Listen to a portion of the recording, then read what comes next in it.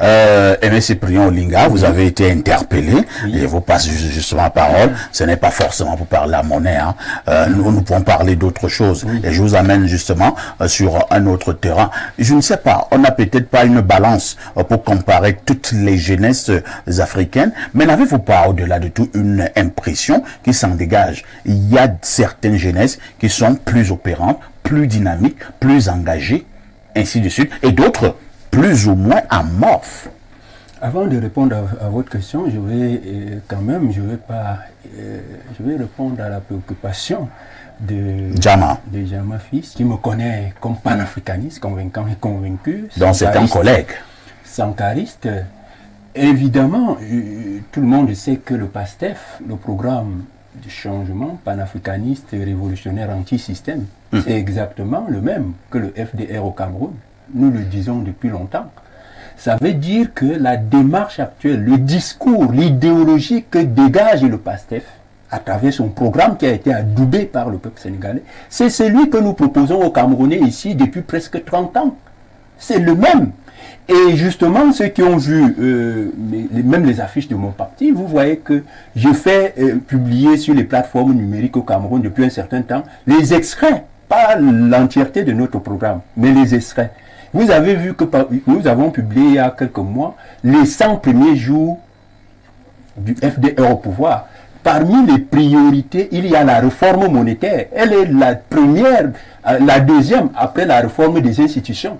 C'est le deuxième point. C'est-à-dire que quand on a réformé la Constitution, on a réformé les règles, il y a la réforme monétaire et fiscale. Et ça obéit justement. Moi, je suis effectivement de ceux qui assument que le franc CFA est un problème. Donc, moi, je ne suis pas comme certains collègues chefs de parti qui estiment qu'en... Moi, je vais vous poser une autre préoccupation. Hein. Est-ce que c'est le franc CFA qui fait que depuis 10 ans, que nous n'ayons pas d'autoroute Yaoundé-Douala? Est-ce que c'est le franc CFA qui fait en sorte qu'au Cameroun, nous n'ayons pas de l'eau, de l'électricité depuis plus de 60 ans après les indépendances? Est-ce que c'est le franc CFA qui fait en sorte que le taux de chômage soit très élevé au Cameroun? Est-ce que c'est le franc CFA qui fait en sorte qu'au Cameroun, pour être nommé à un poste de responsabilité, il faut appartenir à des choses plus ou moins orthodoxes? Est-ce que c'est le franc CFA qui fait en sorte que la vie devienne de plus en plus chère au Cameroun? Je me limite à ce niveau. Le franc CFA est à 50% responsable de tout ce que vous de tout ce que j'ai énuméré là. La corruption même. L'utilisation du CFA est consubstantielle à la corruption. Participe. Lorsque vous aurez votre propre monnaie, la corruption partira d'elle-même. Non. Je n'ai pas dit ça. Parce que dans le programme révolutionnaire de redressement national, il y a la lutte implacable contre la corruption. C'est là. Mais je suis en train de vous dire, lorsque vous gérez une économie, vous ne pouvez pas, aucun pays, aucun système, aucun régime ne peut gérer de manière efficiente un système économique qui n'a pas la maîtrise des deux leviers, c'est-à-dire de gestion d'une économie. Les deux leviers essentiels qu'on appelle les instruments de gestion économique, c'est-à-dire la monnaie et le budget. Nous gérons notre économie sur la base d'un seul levier qui est le levier budgétaire. Or, pour être efficient dans la gestion, il faut en même temps avoir le levier budgétaire et le levier monétaire. C'est compris. Donc, comme je l'ai dit, je reviens à la question que je vous ai posée. Oui. Que vous avez posée, qui est d'une pertinence inattaquable. Et effectivement, en Afrique aujourd'hui, on a deux types de jeunesse. Oui. Il y a une jeunesse consciente qui est engagée justement à accompagner les politiques dans la lutte de libération qui est celle de notre génération et des générations qui vont nous suivre. Vous savez, il y a un grand penseur qui disait que chaque génération a ses défis. Assumer ou la trahir. Ou trahir. Notre génération a pour objectif, dans le cas du panafricanisme de gauche, qui est en mouvement, de libérer totalement l'Afrique.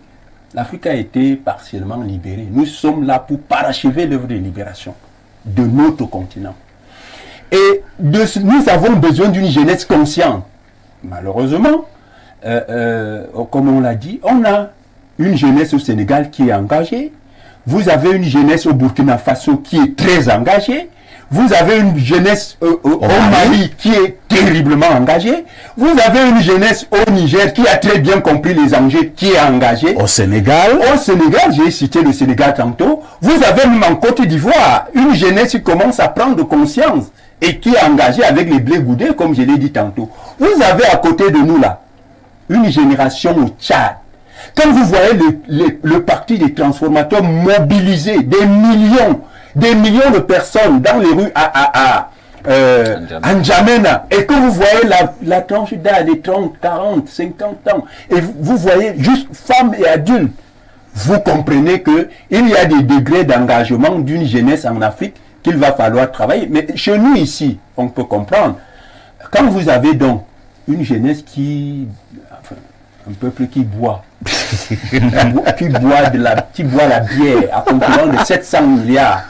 Vous comprenez pourquoi... On voulait dire que la jeunesse camerounaise, c'est une jeunesse des soulards. Non, c'est ça? Je ne l'insulte pas, parce qu'il y a un noyau dur qui commence à comprendre. Parce que quand vous voyez l'équipe qui est en train de travailler pour que le FDR prenne le pouvoir au Cameroun aujourd'hui, vous verrez, c'est des jeunes de 30 ans. Les plateformes numériques de notre parti sont gérées par des jeunes très dynamiques et compétents qui maîtrisent les enjeux. Mais vous avez une grande masse de jeunes qui semblent très préoccupés à boire. Et quand on boit, quand on est sous, on ne réfléchit plus. Et vous comprenez pourquoi ces gens, pourquoi le président Paul Biya, 92 ans, peut continuer à nommer ses amis de 90 ans, à des postes, alors qu'ils sont malades. Vous avez chuté, Cyprien. Ils sont devenus inopérants, et les jeunes Camerounais, eux, sont tranquilles. D'ailleurs, j'ai été scandalisé d'observer le 24 mars dernier.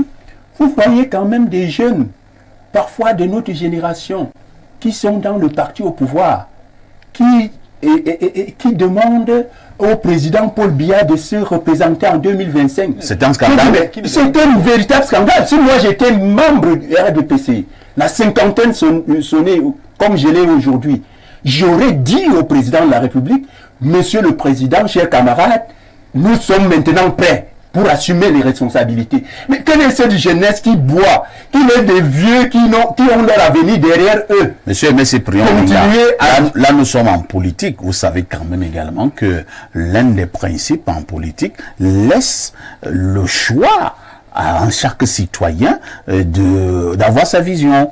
Alors, vous savez, un jeune de 30 ans qui soutient Monsieur Biya et un autre jeune de 30 ans qui soutient Cabral Libi, c'est un exemple. Oui.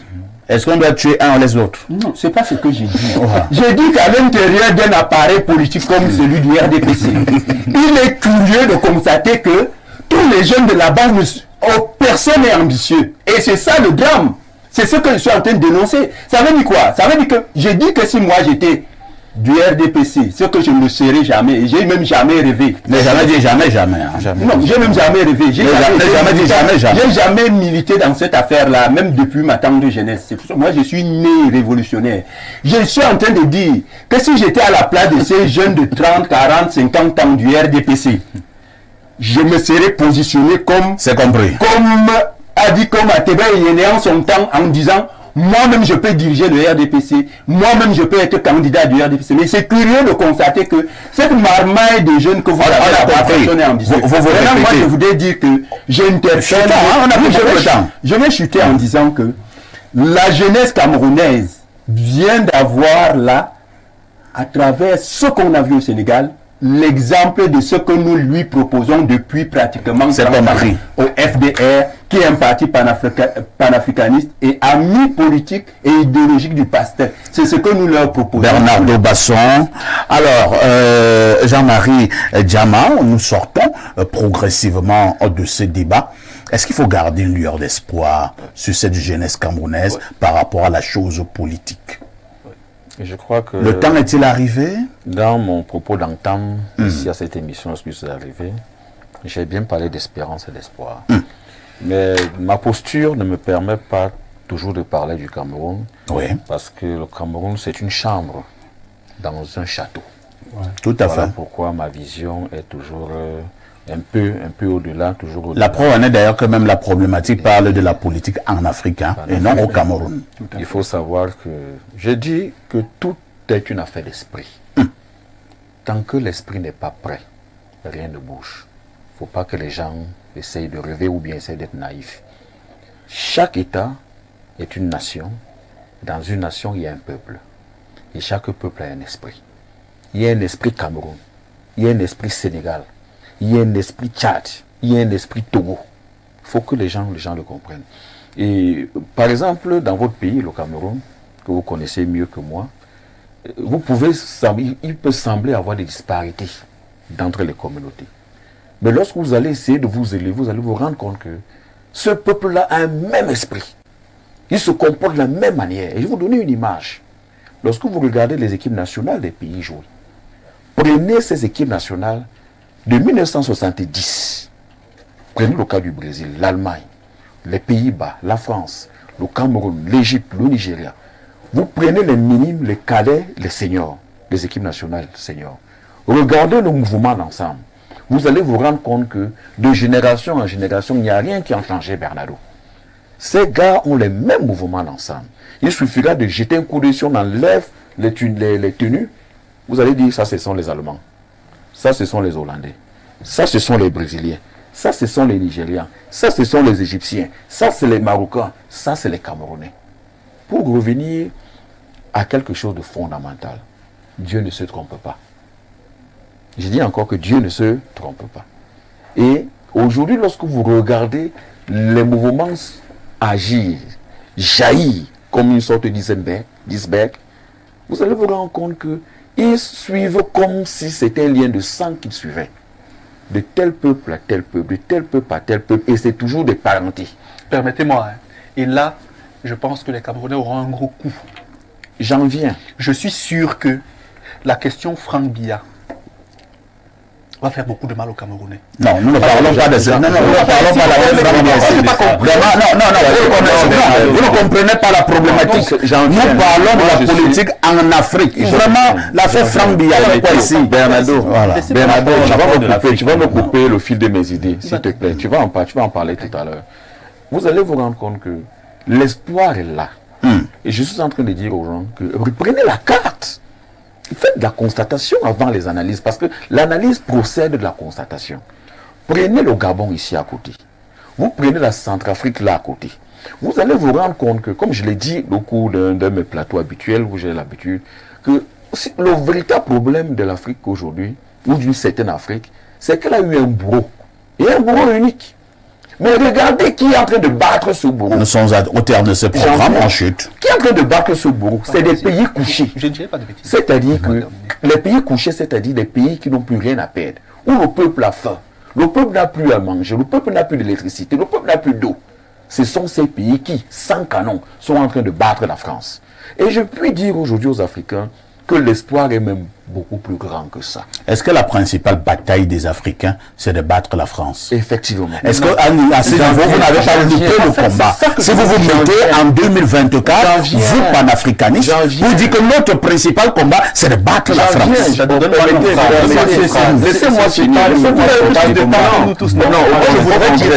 Tous les jeunes Camerounais qui ne veulent pas travailler. Moi, je pense que le RDPC, lui, vous êtes au Cameroun. Du parti. Le RDPC, lui, prépare quelqu'un, on ne voit pas. Et il va gagner. Tous ceux qui bavardent derrière là, qui vont derrière les plateaux insulter, faire, ils ne voient pas que la guerre c'est le plan. Et donc on a un parti au Cameroun qui est en train de préparer son candidat, de l'enlever des saletés pour l'installer là. Tandis que nous, donc, comme on est déconcentrés, déconnectés, on veut toujours créer des problèmes. Nous sommes à ce programme. Nous sommes à de ce programme. Merci à Joseph-Marie Fils-Djama qui était là ce matin. Je suis désolé, le programme était arrivé à son terme. On dirait également merci à notre jeune Adrien Bacon. Bien des choses au président des révolutionnaires, Mestre Périon Linga. Bernardo Basson reste notre invité permanent. Le journal de la mi-journée intervient dans 7 minutes environ. La diffusion de ce programme, c'est tous les soirs à partir de 22h30. Avec tout ceci, que faites-vous encore ailleurs?